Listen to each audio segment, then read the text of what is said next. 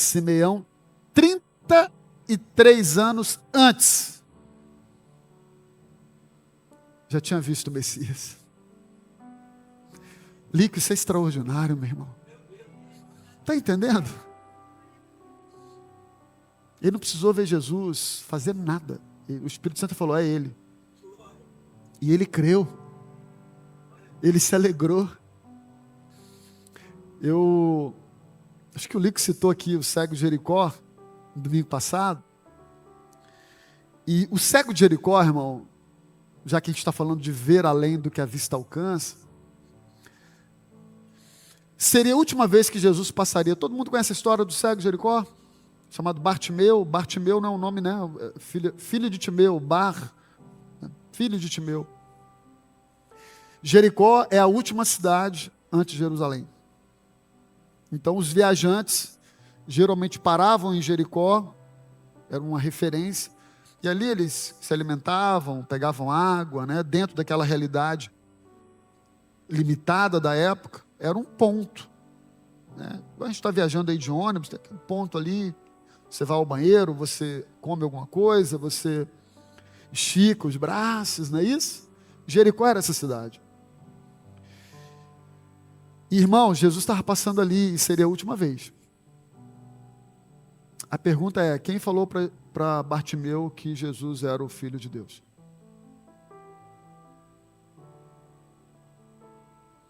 Sabe no que eu creio? Que o Espírito Santo revelou. Porque ele chama Jesus pelo título messiânico, que nem muitas pessoas que já estavam com Jesus há 3 anos chamavam.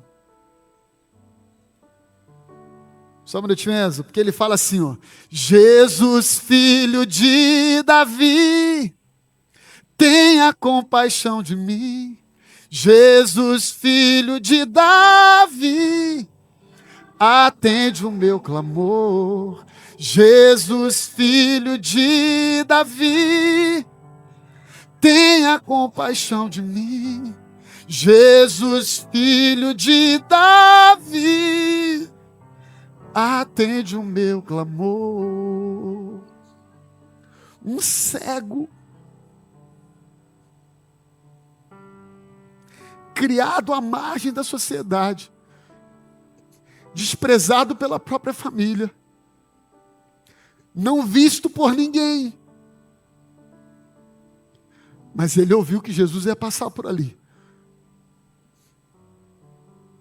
Ele não tinha visão natural, mas tinha fé. Ele não enxergava com olhos, mas enxergava com o coração. E aí, como ele não sabe onde Jesus está, ele está gritando: Jesus, filho de Davi, eu creio que tu és o filho prometido, da raiz de Davi. Eu creio que é o Senhor que está passando aqui. E é interessante que ele não fala assim, cura minha visão, restaura minha vida financeira. Ele só está dizendo, tenha compaixão de mim. Sabe o que eu vejo, irmão? Tem gente cega enxergando muito mais do que a gente que tem olho, do que a gente que tem visão natural. Simeão está olhando para um bebê de 8 dias e está vendo o Messias. Por quê? Porque quem vê pelos olhos do Espírito Santo está antecipando o cumprimento da promessa, irmão. Bartimeu nos ensina sobre isso.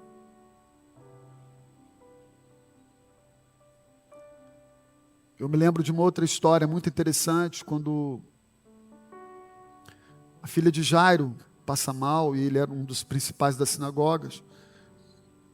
E assim, né, irmão, quando a coisa aperta, não há nem posição religiosa, ou posição financeira, ou a gente corre atrás, irmão, ainda mais de um filho. Então Jairo, procurar Jesus para ele era algo muito complicado, porque ele era um dos principais da sinagoga. E você sabe que os judeus, fariseus sobretudo, queriam acabar com Jesus. Mas o cara está com a filha doente e fala, não quero nem saber de judaísmo, de posição eclesiástica, eu vou atrás desse Jesus. E aí você conhece a história, naquela cena, a mulher que sofrera há 12 anos com uma hemorragia, toca em Jesus, e Jesus pergunta quem me tocou. E Jairo está ali já, esperando Jesus ir para a casa dele, com a filha doente, quase morrendo. Ou seja, há um tempo ali, né? E aí, depois que Jesus resolve aquela questão ali com a mulher, no meio daquela multidão, ele volta a caminhar em direção à casa de Jairo. E aí, durante essa caminhada, vem um grupo de pessoas e fala: Jairo, Jairo, pode dispensar Jesus, porque a sua filha morreu. Antes que Jairo falasse qualquer coisa, isso é tremendo, a Bíblia destaca isso, o narrador destaca isso. Antes que Jairo falasse alguma coisa, Jesus olha para ele e fala assim: não temas, crê somente. Antes que Jairo esboçasse qualquer tipo de questionamento, reclamação, choro ou angústia, Jairo, não temas, crê somente. E você sabe qual é o final da história? Sabe por quê, irmão? Quem olha com olhos do Espírito Santo, vê antes o cumprimento da promessa. Os homens estavam vendo uma sentença de morte, porque realmente a menina tinha morrido. Mas Jesus quis que Jairo cresce, que a última palavra era ele que dava. Ele vai à casa de Jairo, fala uma coisa que eu acho linda, mandou todo mundo sair. Sabe por quê? Por que ele mandou todo mundo sair? Porque tem coisa que Deus só vai permitir você ver. Não é para todo mundo ver. Tem coisa que Deus vai revelar para determinadas pessoas mesmo. Não é para ter espetáculo, para tudo. Não, dá licença a todo mundo aqui, por gentileza. Vem aqui só o pai, a mãe. E ele fala: Talita come. Levanta a menina. E ela tornou a viver. Então, quem vê pelo Espírito, consegue ver além do que a vista alcança. Consegue enxergar a promessa, ainda que ela esteja distante, numa perspectiva cronológica de se realizar. Vamos trazer um pouquinho aqui para a nossa existência, para a nossa realidade. Quando você estiver com um bebê nos braços, vocês que são novos aí, que terão filhos, ou já quem tem, não olha para essa criança só como um bebê, não. Consiga enxergar qual promessa Deus tem para a vida do teu filho. Tem alguém me entendendo aqui? Quando você olhar para essas crianças dançando, correndo aqui, oh Deus,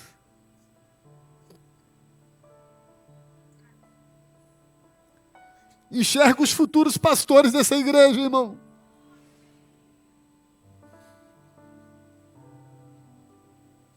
Enxerga os futuros líderes dessa nação. Porque quem tem visão espiritual, enxerga sim. É uma criança birrenta, pirracenta, barulhenta, porque é criança. Mas você consegue olhar com um olhar profético sobre elas. Você, irmã, que está com seu marido em casa agora, qual é a visão profética que você tem para ele? Para o restante da vida dele? Você consegue enxergar o seu marido aqui, em breve, com a mão erguida, declarando Jesus como Senhor e Salvador? Essa é a visão que você tem que ter. Uma visão movida por fé. Uma visão movida pelo Espírito Santo. Ore por isso, creia nisso. Agora, como é que você quer que isso aconteça se você, dentro de uma perspectiva do teu próprio coração, da tua própria crença, você já não acredita?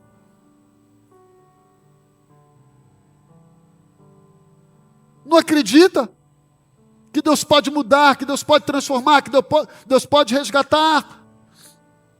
Porque a gente está sempre com a visão cravada no que é natural.